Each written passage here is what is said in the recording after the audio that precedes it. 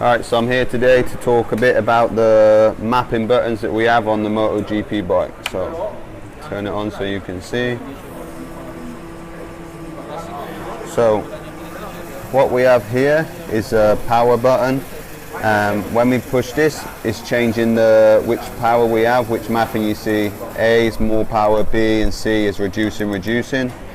Here we have launch control for the start. So when we start, we go to neutral, we push that, we got the launch mode, automatically goes off.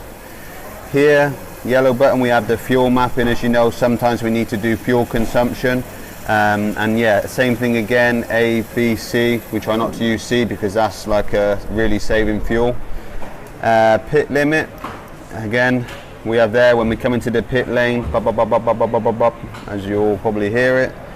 Very good if you need to do a ride through or to come into the pits. And here is engine brake, so entering the corner, what uses to slow the rear wheel down more on the engine brake. Towards the end of the race when the tyres drop, you need to sort of go down B and maybe see if the rear starts to come around a lot. So yeah, that's a quick debrief on what we do with the mapping. So how many times do you use it during the race?